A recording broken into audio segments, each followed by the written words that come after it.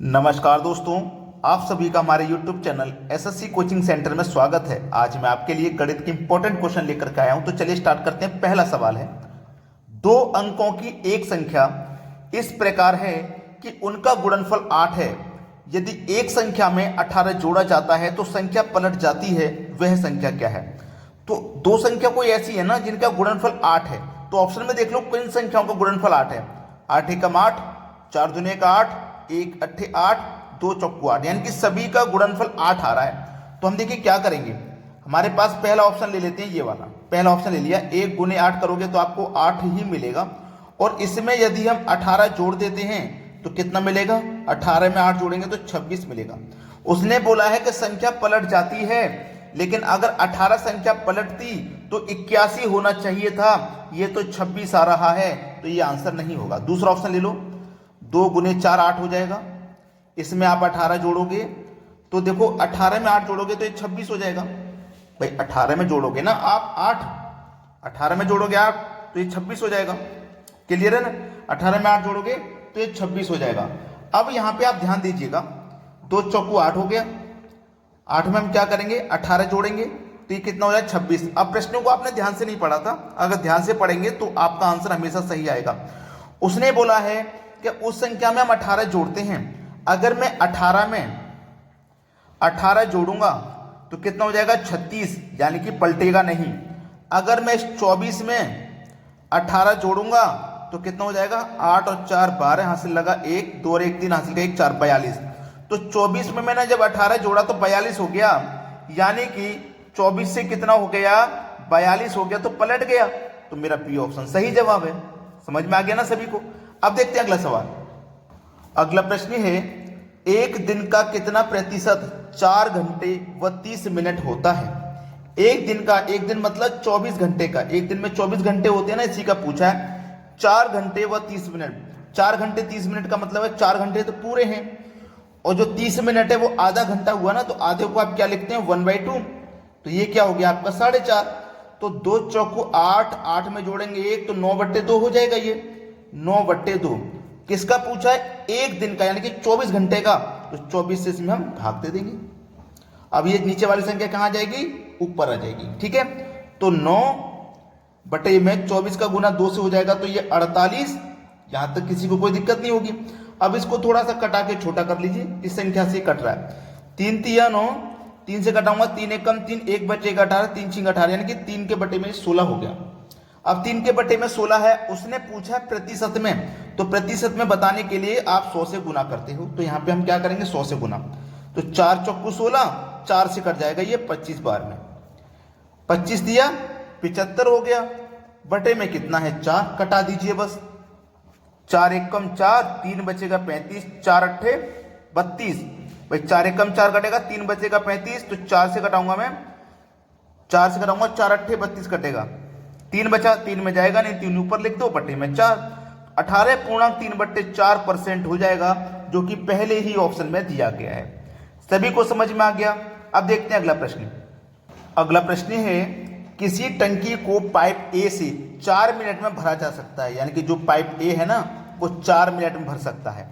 Pipe B 5 minute में खाली कर सकता है। जो बी पाइप है ना ये 5 मिनट में खाली कर सकता है। ये भरने वाला था तो पॉजिटिव ले लेते हैं, ये खाली करने वाला है नेगेटिव ले लेते हैं। यदि दोनों पाइप एक साथ चालू कर दिए जाए तो टंकी कितनी देर में भर जाएगी? तो पहले तो ये पता कर लीजिए टंकी कितनी बड़ी है। तो आप दोनों का एलसीएम ले लोगे, पता लग जाएगा टंकी कितनी बड़ी है। दोनों का एलसीएम लोगे 20 आ जाएगा, मतलब टंकी 20 लीटर की है। 4 से 20 को काटो 5 बार में कटेगा, 5 से 20 को काटो 4 बार में। इसका मतलब ये हुआ हमारा जो ए था ना वो 1 मिनट में, वो टंकी को 4 मिनट में भर रहा था, तो 1 मिनट में 5 भरेगा, तभी तो 4 मिनट में 20 भरेगा। चलिए अब दोनों को खाली कर, दोनों को चालू कर दो।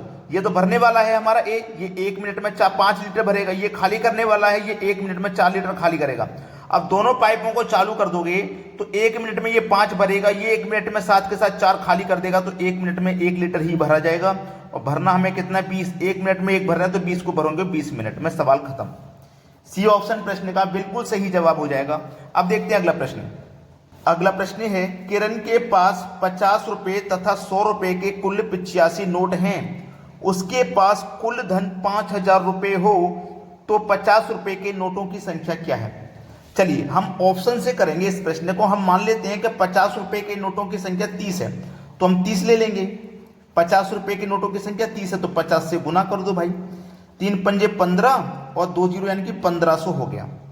टोटल रुपया हमारे पास कितना है 5000, जिसमें से 50 रुपए के नोट कितने हो जाएंगे मिलाकर के 1500 रुपये हो जाएगा, और 100 के नोट हमारे पास, इसका मतलब कितने होंगे भाई, टोटल योग हमें 5000 करना है। जब 30 नोट इसके हो गए ना भाई, 30 नोट इसके हो गए तो 85 में से 30 नोट 50 के हो गए, तो बचे कितने हमारे पास 55 नोट, तो 55 नोट 100 के होंगे, तो ये तो 5500 हो जाएगा। ये तो हमारा 5000 से ऊपर चला गया, दोनों को जोड़ो 7000 हो गया। ये तो 5000 से ऊपर चला गया, ये हमारा आंसर नहीं हो सकता। दूसरा ऑप्शन ले लो बी। मान लेते हैं 50 रुपए के 50 नोट हैं, तो ये कितना हो जाएगा 2500। 50 नोट हैं, 85 में से 50 नोट 50 के हो गए, तो 100 के कितने बचे 35। भाई 100 के नोट कितने होंगे, 100 के नोट 35 होंगे, तो ये कितना हो जाएगा भैया 3500। 2500 और 3500 जोड़ेंगे तो ये तो 6000 हो गया। ये तो 5000 से ऊपर चला गया, तो ये भी हमारा आंसर नहीं हो सकता। चलिए 70 ले लेते हैं, तीसरा ऑप्शन। मान लेते हैं 50 रुपए के नोट कितने हमारे पास 70 हैं, ठीक है 70 हमने मान लिया, तो 7 पंजे 35 और 2 जीरो मतलब 3500 हो जाएगा। अब 70 नोट हमारे पास 50 के हैं 85 में से, तो बचे 15 नोट, तो ये 15 नोट कितने के होंगे 100 के होंगे, तो मतलब 1500, और दोनों का जब योग करोगे 3500 1500 5000 हो जाएगा। और देखो 5000 ही तो हमें चाहिए था, तो इसका मतलब 50 के नोट हमारे कितने हो जाएंगे 70। सी ऑप्शन बिल्कुल सही जवाब है। तो ऑप्शन से आप इस प्रश्न को बड़ी ही आसानी से कर सकते हैं। अब देखते हैं अगला प्रश्न। अगला प्रश्न है, 3 संख्याएं 5, 7, 12 के अनुपात में हैं, यदि उनमें से पहली तथा तीसरी संख्या का योग दूसरी संख्या से 50 अधिक हो तो 3 संख्याओं का योग कितना है। हमारे पास 3 संख्याएं 5, 7 और 12 के अनुपात, बोला है उनमें से पहली तथा तीसरी संख्या का योग, पहली और तीसरी का जो योग है वो कितना है भाई। पहली और तीसरी का योग आप जब करेंगे तो 5 और 12 कितना हो जाएगा, 5 और 12 मिला के हो जाएगा भैया 17। दोनों का योग कितना हो गया 17, ठीक है। तथा तीसरी संख्या का योग दूसरी से 50 अधिक है, ठीक है, बोला ना तीसरी संख्या का योग दूसरी से 50 अधिक है। अब बहुत अच्छा सवाल आ गया यहाँ पे, देखिएगा ध्यान से। पहली और तीसरी का योग कितना है भाई 17, दूसरी संख्या हमारे पास कितना है 7 है। अब 7 से 17 कितना अधिक है, आप बोलोगे सर 10 अधिक है, तो यहाँ पे अनुपात में 10 अधिक है, और रियल में कितना अधिक दिया हुआ है 50 अधिक बोला गया, रियल में 50 अधिक है। तो 10 की वैल्यू 50, तो 1 की वैल्यू कितनी आ जाएगी 5, 1 की वैल्यू 5 आ जाएगी। बोला तीनों संख्याओं का योग, तो तीनों का योग बोला है, चाहो तो आप तीनों संख्याओं को अलग अलग निकाल लो, चाहे तीनों को अनुपात जोड़ के 5 से मल्टीप्लाई कर दो। चलिए मैं अलग अलग निकालता हूँ। 1 का अनुपात 5, तो 5 का कितना हो जाएगा 25, इधर लिख लेते हैं। 7 का कितना हो जाएगा 5 सत्ते 35 और 12 पंजे 60, इसका हो जाएगा 60। अब सभी को जोड़ लो, तीनों संख्या निकालनी, तीनों को जोड़ लो, तो 25 और 35 कितना हो गया 60, 60 और 60 120। सवाल खत्म हो जाएगा, 120 हो गया। ये दिया गया आपके बी ऑप्शन में। अब देखते हैं अगला प्रश्न। अगला प्रश्न है, 50 व्यक्तियों की औसत उम्र 45 वर्ष है, 10 वर्ष के बाद उनकी औसत उम्र कितनी होगी। देखो ये है 50 व्यक्ति, इनकी औसत है 45, तो योग कितना हो जाएगा भाई। 50 का मल्टीप्लाई 45 से कर दो तो 0 आ जाएगा, ये लास्ट में 5 बच्चे 25 का 5 हासिल लगे तो 5 चौको 20 हासिल कर दो 22, 2250 आ जाएगा योग, ठीक है। बोला है 10 वर्ष के बाद उनकी औसत उम्र कितनी हो जाएगी, 10 वर्ष के बाद में। अब देखो ध्यान से देख लीजिए, यहां पे कितना है 55, यहां पे कितना है 10, तो आप सीधा सीधा क्या करोगे, ये 45 है और ये 55 है, 45 में 10 जोड़ दीजिए, कितना हो जाएगा भैया 55 हो जाएगा। ध्यान देना मेरी बात को, ये 55 वर्ष है और ये 10 वर्ष के बाद में पूछा है, ठीक है। तो 45 और आप 10 को जोड़ेंगे ना, यहाँ पे 45 और 10 को जोड़ेंगे तो ये 55 हो जाएगा। कितना हो जाएगा भैया, इन दोनों को अगर मैं जोड़ूंगा तो ये कितना हो जाएगा 55 हो जाएगा। सीधा सा सवाल है, 55 हो जाएगा, सवाल खत्म। आपका आंसर आ गया 55 वर्ष। लेकिन अगर आप इसको तरीके से सॉल्व करना चाहते हो, ये तो तरीका शॉर्टकट वाला है कि 45 से 10 वर्ष बाद में जाना, दोनों को जोड़ देंगे 55 आंसर आ जाएगा। लेकिन हम कौन से तरीके से कर रहे हैं, इस तरीके से। 50 व्यक्ति हैं, औसत 45 है, तो योग हो जाएगा 2250। अब बोला है 10 वर्ष के बाद उनकी औसत उम्र कितनी हो जाएगी, 10 वर्ष के बाद में।